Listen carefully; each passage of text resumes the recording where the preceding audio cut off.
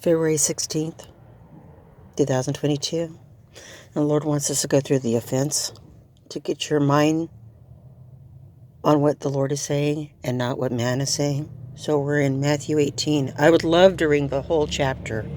So let's just do that. Just get the fullness of what Jesus is saying in 18. So you have an understanding of the consequence of what you're doing. Are you ready?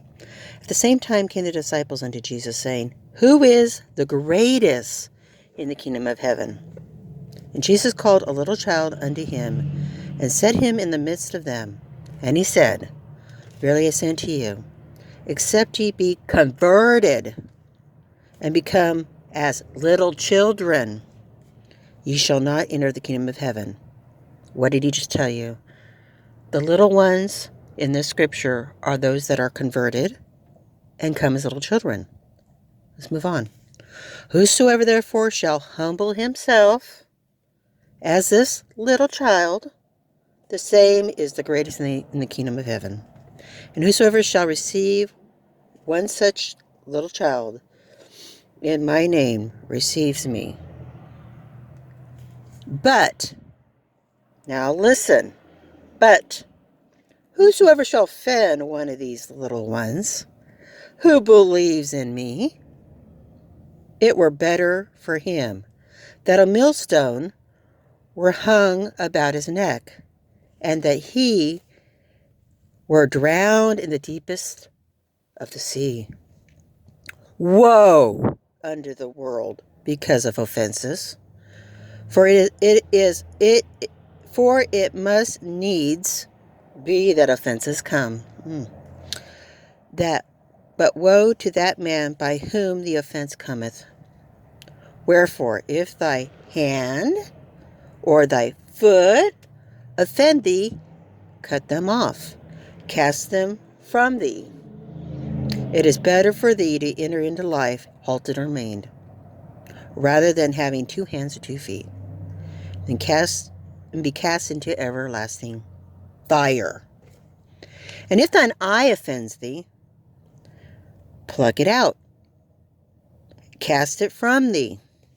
It is better for thee to enter into life with 1 eye, rather having 2 eyes and being cast into hellfire. Take heed that ye despise not one of these little ones. Again, who's the little ones? The humble ones that obey the living God as children. Are you listening? Let's move on. For I say unto you that in heaven their angels do always behold the face of my Father, which is in heaven. For the Son of Man is come to save that which is lost. I'm going to stop for a moment. We'll do the rest later. But understand that Matthew 18, 1 through 11 we just read coincides with what we read yesterday. I'm going to go back to it real quick so you have a grasp of what we're talking about if you didn't hear that last one that we read. He's forewarning. Are you ready? Let's see. We're going to go to Peter again. I'm going to read it one last time because it's really important. Okay, Peter says, Lord, speakest thou this parable unto us, or is even unto all? So is this just for the disciples, or does every man that seek the face of Jesus Christ need to listen? Okay, 42. And the Lord said, Who then that faithful and wise steward whom his Lord shall make ruler over his household, to give them their portion of meat in due season? Blessed is that servant whom his Lord, when he cometh, shall find so doing. You're going to obey the living God. You can do everything he told you to do. What did Jesus tell you? You can look at John 15. You're going to abide in his commandments. Obey. 44. Of a truth I say unto you, that he will make him ruler over all that he hath. But now here is your offending the little ones. Listen.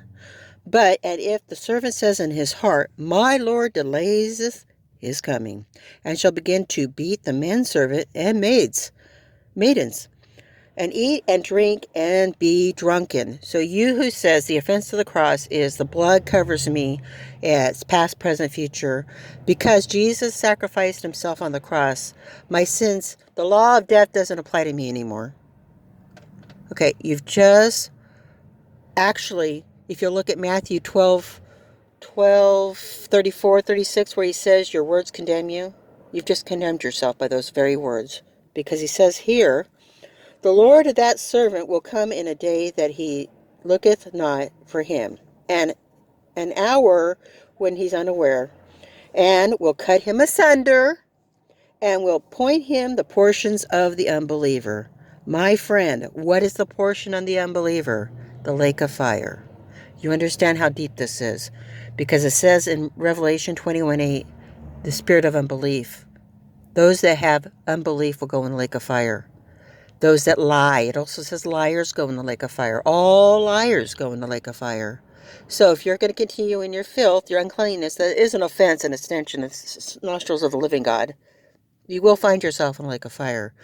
Every video that we have done here in the last few months has prepared you for this perilous times. And the perilous times has nothing to do with the world at all, really. It has to do with the condition of this church. When we go to the next study on this Bible study, you're going to see the condition of the church. It's not about the world. It's the condition of the church. That's why I just read to you. The servant says, my master delays his coming. I'm going to start beating on those holy ones, the ones that humbled themselves, that cried out to the Lord, that walked worthy. I'm going to make them pay for not understanding the gospel. Are you understanding what I'm telling you? It even says, Jesus even said, there's a day going to come when those that think they're doing a service to God will kill you. And what are these people saying, these perilous time people? Gun up, gun up, gun up. Are you understanding? Because they have a once saved, always saved theology that doesn't matter what they do, they're saved. Are you understanding?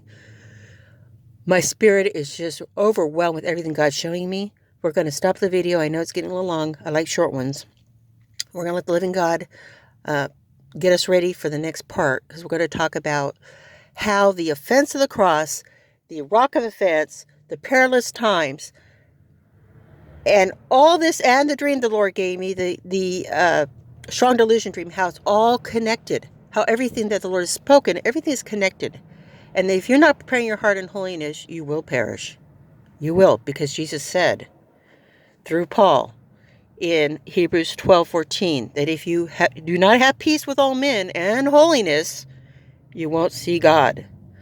And he also said when he was walking this earth in Matthew 5 that the pure of heart see God. Those are the little ones. Jesus Christ is Lord. Seek him now. Shalom.